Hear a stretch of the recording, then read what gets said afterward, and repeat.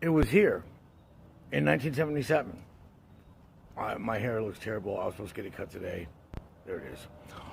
You can't really see it now. There's a bunch of, I don't know, trailers or classrooms or something. But that was just open space to the basketball court. The Ritter gang was playing basketball that day. It was 77, sometime in the summer. The ball rolled all the way out of bounds to about that point there.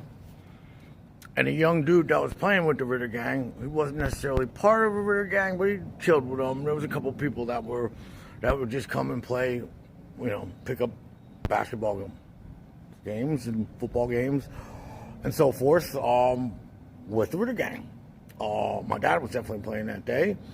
I don't know who else was. I think there was a sinker involved, probably a cootie, on and on and on. But the guy who came over here was a guy named Richard Snizak. They called him Sniz.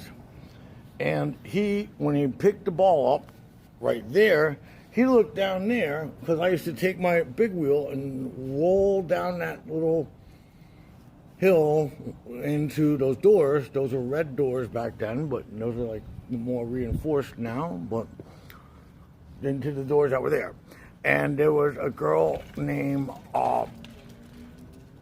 Carol Hausman, and I think a girl named Kim Milder.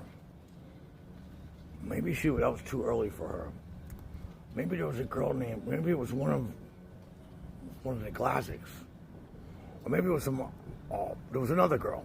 I think it might have been a girl named Karen something from Sherman Street who went to Catholic school, which is why I didn't know her. But anyway, Sniz saw two girls picking on me, older. They were like maybe 3 or 4 years older than me, and they were, I don't know, giving me a noogie or, I don't know, pushing me around or something. And he just saw me at the bottom of there with two girls, and he was like, "Oh, look at him, Richie Romantz." And then he said, "Hey, Yance,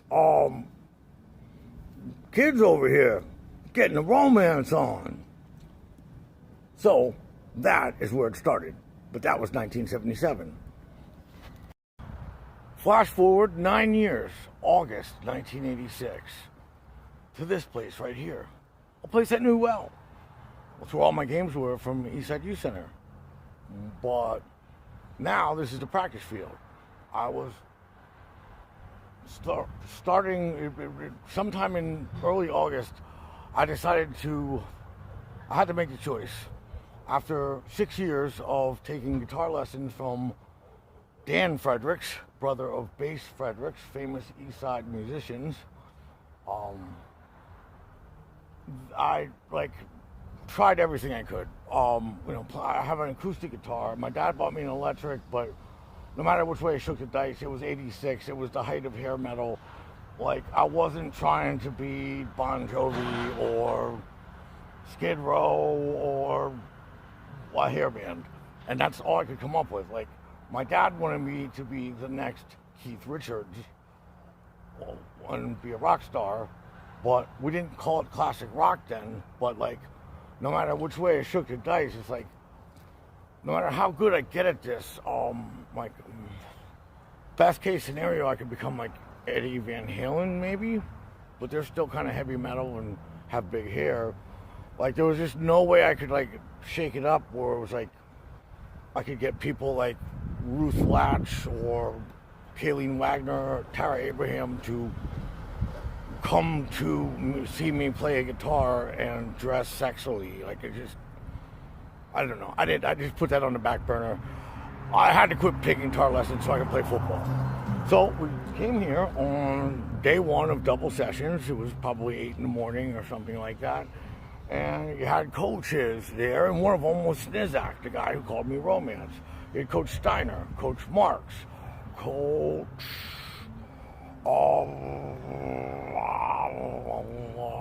Litzenberger, Coach, he was my 10th grade Themes of American Culture teacher. I forget his name. Anyway, there was a couple of different coaches. And then I had Coach Riddick was the freshman coach. So someone, I think it was, I think Snizak was going down, like he read off all the seniors. Then he went down like a roll call. We were all like, we didn't even have helmets on or like anything. It was day one. It was real hot. We went through all juniors and all of the, the JV squad. And then he got down to the freshman guys, and it's like, all right, Frack, King, Harris, they were the stars. Coons, Snyder, Sterner, March, McNally, Schneeberger, France, Romantz, Richie Romantz. And then like Coach Marks was like, who? France? Richie Romantz? And then like the head coach Steiner was like, Richie Romantz. And then so by that point,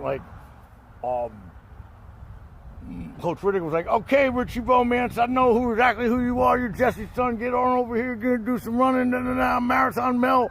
You're going to be doing wind sprints. You're going to be Husky Pups. Blah, blah, blah, blah, blah. So, every time on that field, is that geese out there? There's a bunch of geese out there. When it was time to do a hill, Romantz, do a hill. Romantz, hold the bags. Romantz, 100 yards. Romantz, what the hell? It was Richie Romantz. So everyone on the team sort of called me Richie Romantz. So, and basically what I did at that point, because I was really small and I didn't realize it then, but we all know now I suck at sports, not my strong point. But I wasn't going to not play football. It's like not wearing clothes or not breathing or something. So, yeah, I've been playing football 6 years. I went to fucking play. Basically, like, the stinkier people on the team, me, I think Chad, Butch, I think Trev Sterner might have been on there. He was a littler guy. We had to hold bags for, like, the bigger guys, the seniors and, like, the varsity squads, I don't know if you guys remember the X-Men, but like these were some fully grown, big, huge dudes. Like Obi, Night Train, Roundtree. I think he was the running back, but then there was still Bill Hall, who was even bigger, and I don't know. They just pummeled us. Tyrone Cross, was a Drayton in there. Freaking Mark Boyer was like 8 feet tall. Freaking giraffe. And then, that wasn't the end of it. Like, that was just the X-Men. There was a whole shitload of other guys that were, John Hayes played on that team. Joey Semmel played on that team. The great Joe Cassis played on that team, although he wasn't a power guy. He was one of those, like, punt-returning, fast, quick guys that dipped and dodged. So, we would leave here, and then we would go to the locker room. Now, at that time, I'd been writing rhymes since 7th grade. A lot of people know my rhyme, Michelle. That's my most famous rap ever. I don't remember the words anymore. I'm embarrassed about it. Michelle remembers the words. My first rhyme in 7th grade was another song about another Michelle. The Michelle you're thinking of didn't come out until 10th grade. That was 88. In 85, I wrote a song about a girl named Michelle Now. She was in Gifted with me. She was cute. I mean, she wouldn't blow away, knocking me off the map, but, like, I tried to, like, ask her to slow skate or borrow a pencil from her or something.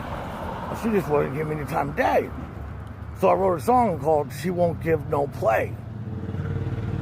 She won't give me no play or something like that. Like, she won't give me the time of day. Like, and I wrote a rhyme about that. I mean, you're cute.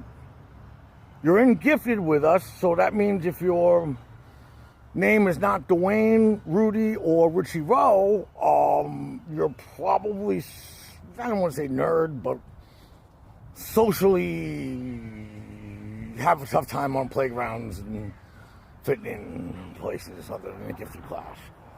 So I'm giving you the time of day. Why won't you give it back? So that was my first rhyme. And I wrote a bunch of other ones, just like ones that were like braggadocious rhymes. Like I was just learning the basic tenets of rapping because I'm good at English and words. And actually, it was Dean Lehman who gave my dad. He used to change the records in jukeboxes back when they had that, and he used to bless my dad off with a whole bunch of 45 all the time. We had a big stack of 45 records. I don't remember them, they were little round ones, like not as big as LPs, just one song, singles. I mean, I knew Ghostbusters because of him. I knew Think of Laura by Christopher Cross because of him. I knew, my sister's name is Desiree. There was a song by Neil Diamond called Desiree. Knew that. So one day in '81, he gives my dad a 45 called Rapture by Blondie. And my dad, I'm listening to it. It's like pretty funky. It's like a disco song. My dad and most of the Rear Gang hated disco, but I like disco. I can grab some rhythm, got some moves. Pretty funky. And then she was rapping. Fab Five Freddy told me everybody style. DJ singing, he said, Ma, Flash is gas, Flash is cool, Flash was the bone. What we'll do when you don't stop to the punk rock. Go out to the parking lot and you get in your car and you drive real far and you drive all night till you see the light. So little by little I was making rhymes. And then once I quit taking guitar lessons and being at football practice all day, me and Chad were really into Run DMC at the time, because that was when Raising Hell, their third album, came out. Most people would think Walk This Way was what we're into. Nope. We should have been into Peter Piper. I was, of course, or My Adidas, also that. But me and Chad's favorite song was You Be Illin'. Yo, you be illin'. So I was making up rhymes like that, and I was slowly learning, like a lot of like older stuff that I kind of missed out on. Like I kind of missed LL Cool J, Rock the Bells in '85, but by '86 I picked up on it. I did know from being at Keck Park, like Bruner and Junior Stout and those guys who ride shifter, they're always blasting Slick Rick and Dougie Fresh, so I learned their two songs, which is The Show and Lottie Dottie, which we'll get to in a minute. But that was just day one of Double Session. This Double Sessions begins in like the beginning of August, and it goes all the way up until school starts in the beginning of September. So presumably, I'm thinking school started, I don't know, September. Let's just say it was September 1st. It was probably a Tuesday. So that Friday was September 4th. Now, we were the bad boys in Moser. We were the bad boys in Harrison Morton. We were the bad boys of the East Side. The Beastie Boys didn't come out yet, but we were kind of like that. But instead of 3 people, we were like 8. It was basically me, Stouty, Dave Stout, Butch McNally, Rudy Flamish, Frank LaClaus, Dwayne Schneeberger, Chris Pavelko. Oh God, I'm forgetting some. Juan Enriquez I'll throw in there, although he was kind of not 100% at first. Couple stragglers here and there, but that was pretty much the original gang. And there's 2 kinds of young men in this world. There are, for some reason, we had no middle children in our gang. Everyone was either the youngest and had older brothers or sisters. Butch had an older sister, and she was kind of like a party girl from like the early 80s. She was like something out of the Go-Go's or something.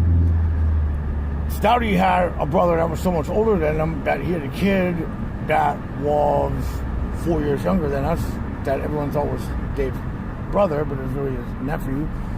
I don't know how influential he was, but definitely Dwayne and Chris Pavelko had older brothers that were like, Pavelko's brother had been at Deerhoff real recently, like 84 or 85, he was around, and we knew in 86 that there was going to be a party that Friday, that there was a football game, and then after the football game, probably everyone was going to go to the Raz.